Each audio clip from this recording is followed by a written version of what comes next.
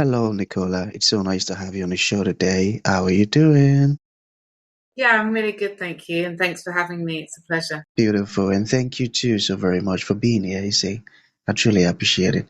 And you see, Nicola, oftentimes I love to thank my guests for two things. And I do this so often to the point where it has become my anthem. So, firstly, I want to say thank you so very much, Nicola, for investing in yourself. You see, you are on this platform right now because you did invested in yourself. And oftentimes I love to make reference to the amazing mango tree. Let's say some couple of months back, I was on a particular road, and just by the roadside, Nicola, there was this very tall, unattractive mango tree. And I use the word unattractive because the mango tree's got no mangoes on it, and the leaves were all dry. So I just walked past it and I went my way. But you see, Nicola, just recently I was on that same road, and this time around, a lot's changed about the mango tree. The mango tree caught my attention pretty good from a distance, and immediately I got the urge to move so close to it, of which I did, and it wowed me because now the mango tree's got a lot of mangoes on it, beautiful green leaves and healthy branches, and not just mangoes now, but ripe mangoes. It was such a lovely moment that day. I was so excited. Can you still hear me? Yes, I can hear you. Yeah. I was so excited. Here is my point. The fact that you dedicated your time, energy, and resources to becoming the amazing Nicola that you are today, that alone has made it really impossible for me to skip you. And that's why you got the request from me to be on the show because I was attracted to the fruit of all that you're doing. Your philosophies, your insight, the impact your work is having, how you're offering your solutions. These stuffs are amazing. And just before you got the request from me, I said to myself, I've got to benefit from these beautiful things Nicola is doing. Not only me now, but even the audience. And here we are today with the amazing Nicola. So thank you so very much for doing that yourself. And secondly, thank you for saying yes to the invite. Because if you had said nope, there was nothing Elisha could do about it. Thank you so much. Thank you. It's a real pleasure. Beautiful, beautiful. So let's get started. You see, I'm quite excited to have you on the show today for some reasons. Firstly, my interest in knowledge seeking. I believe in order for one to transition from a chaotic situation to that of a beautiful one, Nicola, I believe it takes the application of knowledge, quality information. And you see, ever since, and not just knowledge, but the application of it. And you see, Nicola, ever since I realized that light in the Hebrew language means knowledge and darkness means ignorance, I've been so keen to knowledge seeking. Why? Because I do not want to remain in the dark. So that's going to make our conversation today very important to me and even to the listeners. And the second reason why I'm excited to have the amazing Nicola on the show is for the sake of the audience. You see, we live in an age where information is as abundant as grains of sand. We've got lots of information flying out there. So these folks trust me for quality, eye-opening, and very important information, of which I am totally convinced that our conversation is going to be insightful and impactful. So, for that reason, Nicola, let's get started with your introduction. Talk to us about your personal or your professional journey, because right now we are so curious. We want to know how Nicola got here. Then, afterwards, I've gotten some beautiful questions for you. Okay, Nicola, over to you. Thank you. So, my professional and personal journey are intertwined, I'm sure, like most people. So, I grew up in the UK and I didn't have a great upbringing, I'll be honest with you. My mother suffered from mental health challenges. So, she was quite aggressive sometimes, quite depressed sometimes. So, growing up was difficult. I got lots of mixed messages about love, about relationships, about being safe, because sometimes she would be very angry, sometimes she would hit us and shout at us. So love to me didn't feel very safe. So I kind of took this into my teenage years, and then my dad, my mum and dad separated. So then my dad, unfortunately, left and moved to a completely different city, hours away. So I also felt like in relationships, people can leave you, and of course, any child that goes through abandonment by a parent, where there is lots of attention and communication, then goes to nothing, ends up believing that they're not good enough or it's about themselves. So I always had a passion to help people because of this. I knew what it was like to feel not good enough. I knew what it was like to feel lonely and upset or unwanted. And so I knew at a very young age I really wanted to help people. So I started looking at helping therapy, coaching, counseling for my own benefit, doing these courses, but also because I, wanted to help others. And as I was learning, the more and more I realized I don't really know much about relationships. This is an area where I'm not very strong. I would sabotage a lot of my romantic relationships. I would meet people that were really good for me and they were nice and loving and caring, but I'd find something wrong with them because I was scared of someone getting too close.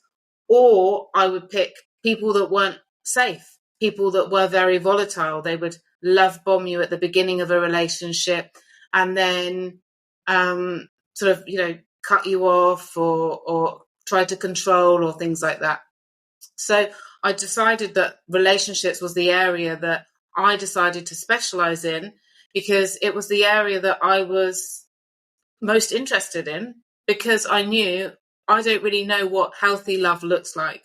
And I wanted to break free from these relationship patterns because I so desperately wanted to have that strong, loving family of my own and to feel loved and to receive love and to give love and have it kind of flow. So that's what led me into this work. And since then, it's been a journey, because the healing journey, especially when you're healing trauma, especially when you're healing trauma from your childhood, it's layers. So it's really like an onion. You think, right, okay, I've healed this issue, and then another issue comes up, or there's something more to work on. And then being in a relationship is where you get most of your insights. This is where you learn the most. So doing all of the theory work and being single and being happy and being fine is easier than when you start dating in relationships or getting into a committed relationship and then new triggers come up. So it's been an ongoing journey. And in that ongoing journey, I've continued to learn. And like you said, knowledge is everything. Knowledge is the light, and it sets us free. The truth sets us free. So the more we can look at our patterns, the more we can heal ourselves, recognize triggers, ask ourselves in the current moment, is this relationship pattern, or is the way that I'm being triggered by something to do with the present moment as me, Nicola the adult, or is it something that's happened in the past? So that's kind of how my personal journey and professional journey has been intertwined. And along that way, I've learned many different types of modalities to help people. So emotional body-based modalities, where you take someone into their mind and into their body to see what's going on for them, to help them through hypnotherapy, which is where people lie down and you give their subconscious mind lots of powerful, positive suggestions, which is really positive. Then there's traditional counseling, which goes over the past and helps people to reflect and understand why. Coaching, helping people to set actions and change their life in the present. And more recently, I, about 5 years ago, had a really powerful healing journey for myself using psychedelic medicine, which is now becoming very more widely spread, using plant medicines. And that's what I work with now: trauma therapy, relationship counseling, and some psychedelic medicine. So the journey keeps evolving, my healing keeps evolving, and as I keep evolving in this healing journey, so does the tools that I use for others. So I spoke a Beautiful, lot there, beautiful, so I'll leave it to you here. beautiful, beautiful. That's profound, I tell you. The fact that you turned your let's just say all that you went through, you turn it into a solution, like turning mess into message, test into testimony. That's profound. I love what you're doing. So, but there was this part you mentioned patterns. Can you still hear? Yes, I can hear you. Yeah. So, what patterns create disconnection in relationship? Did you say what patterns? Yeah. What patterns create disconnection in relationships? Yeah. But I think the biggest thing that creates disconnection in a relationship is resentment. And resentment is like a mild form of anger. You're angry about something, you're upset about something, you think something's unfair. So you have this resentment, this mild anger. And what happens is it builds over time. So in relationships, you might be annoyed, okay, my wife or my husband or my girlfriend, boyfriend, they're always late, or they don't put the lid on something, or they don't reply to my text messages straight away. So these things can really affect the connection because you're holding on to this resentment and that blocks the connection. And then that also affects the communication. So that's the first reason that the couples are disconnected, because of resentment. The second thing and reason why couples get disconnected is the lack of connection. So they're not connected. They're not doing activities to connect. They're not having enough time to connect. They're not giving each other enough attention, enough kindness, enough closeness. So that can be another reason. So for couples that want to connect more, I'll say, okay, what are the actions that you're showing to love each other? What are you doing to help each other? And to be a team and to be close. And then lastly, the communication. So often resentment and a lack of quality time can affect the communication. So Beautiful. Beautiful. Okay, let's yeah. let's let's talk about communication. You just mentioned communication now. So, what causes communication to break down in relationships? So definitely resentment, like I just talked about. So resentment is that anger, that sense of unfairness, something's irritated you. You don't speak up about it, you push it down. And so later it comes out in your voice, or it comes out in the words that you use. It comes out in your language. So holding on to, annoyances, things that upset us, if we don't discuss them or we don't let them go and say to ourselves, look, this doesn't really matter, it's not that important, these things can go around. And also what affects that communication is a lack of connection. So not having enough quality time together, those kind of things. This affects communication. And sometimes couples will say, well, let's go to a communication course. Let's learn new ways to communicate. But if they only do that and they don't look at, okay, am I frustrated about something? Am I feeling upset about something? Are my needs not being met? If they don't address the relationship things, the communication sometimes can just have them argue better. So it's important to look at, how do you feel towards one another, and are you giving each other enough love and Beautiful, attention? beautiful. You see, I feel really educated right now because I'm listening to a relationship expert. Thank you so very much. Okay, so I've still got some questions here. All right. So, how can someone heal from burnout? Got it? Yeah, sure. So I think the first thing is to obviously rest and relax, and to look at, how did the burnout come in the first place? Because you can just start resting and say, right, I'm going to take time off work, or I'm going to cancel a project, or I'm going to get some help at home, whatever the burnout caused. But you need to look at the deeper causes, which are within ourselves. Because, for example, I suffered a lot with a workaholism. That was my escape. When I was not happy in my life, I turned to work to get that sense of achievement and that success. And then that became quite addictive. And the reason that I got the burnout is because I kept telling myself I had to do more. I need to do more. I kept pushing myself. So you need to look at the causes. Are you a perfectionist? Are you addicted to achieving? Are you trying to avoid something in your life by keeping busy? Are you working because you need that validation? You're looking for validation. So looking at the triggers of the burnout, taking time to rest is really important. And then looking at also ways to calm your nervous system, because when a person is burnt out, they're in that flight or fight state. They're stressed, they're going through the motions of life in a high intensity, aggravated state. So you want to help them to relax their nervous system. So things that help you to relax your nervous system are being in nature, hugging another person, exercise, natural ways to calm yourself and to enjoy and to relax in life. So these are important ways that you can really help yourself to relax your nervous system. So we have two more to go. All right.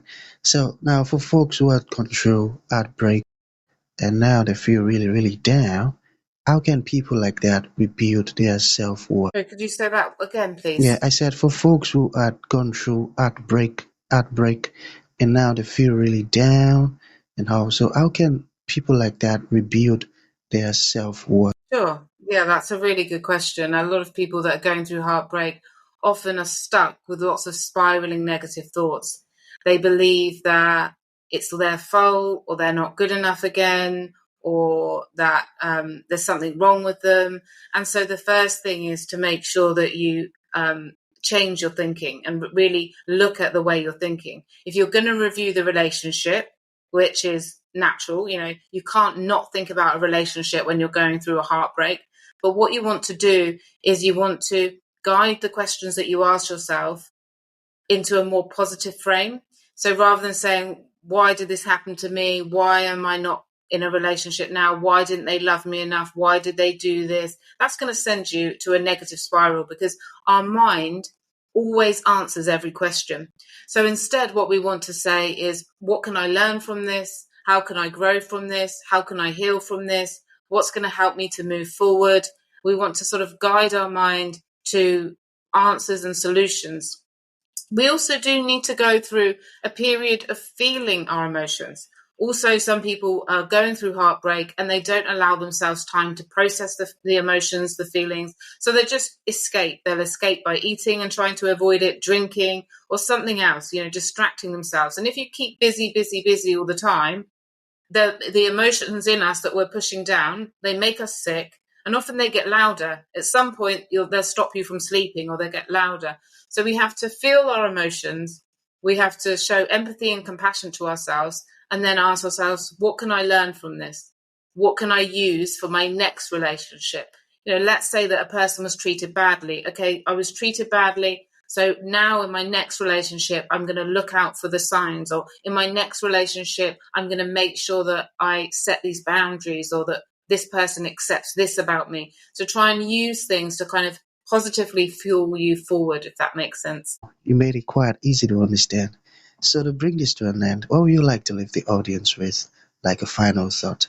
And for those folks who would like to reach out to you, learn more about the beautiful things you're doing, or upon your programs or services, how can that be possible? Sure. So thank you. I think, when it comes to love and relationships, it's so important to be aware of the key things that make relationships work. So I like to call it the 5 A's, which has been said before. There's another man, David Rico, that I got these 5 A's from, and I find them really helpful. So the first A is affection. And this is giving yourself affection, looking after your body, looking after yourself, and giving affection in relationships. So hugging and kissing and holding somebody. So affection. The next is allowing. So allowing your partner to be how they are, allowing yourself to be how you are. So allowing is a really important A. Another important A is attention. Giving your partner attention. These days, we're so on our phones a lot. We're distracted. We're not really giving people enough attention. We're not even looking at their eyes and asking them how they are every day. That's really important. So attention. And then again, giving yourself attention. Tuning into yourself. What do I need today? What support do I need? When you're feeling down, talking to yourself, supporting yourself, giving yourself attention. And then there is acceptance, which is similar to allowing, which is accepting the situation, accepting your relationship as it is right now, accepting your situation as it is. When you accept things in life, you have so much more peace, because you're not trying to fight the situations that you're in. You're not trying to fight the situation perhaps that your relationship is in at the moment. So acceptance is a really powerful tool. And then the last one is appreciation. So appreciating your partner, verbally saying what you love and appreciate, and appreciating yourself as well, because that's why we often are driven to do so much of the things we do. We want to be seen. We want to feel appreciated. We want to feel good. And we really need to give that to ourselves and not be relying on anybody else to appreciate us. So if others appreciate us, that feels good, but that's not necessary. So in terms of how people could reach out if they would like to, if they'd like to learn more about the relationship work that I do, then I've got a podcast called Relationship Revival. So it's on all the podcast platforms, and that's a good way if people are wanting to deepen their relationships. Beautiful.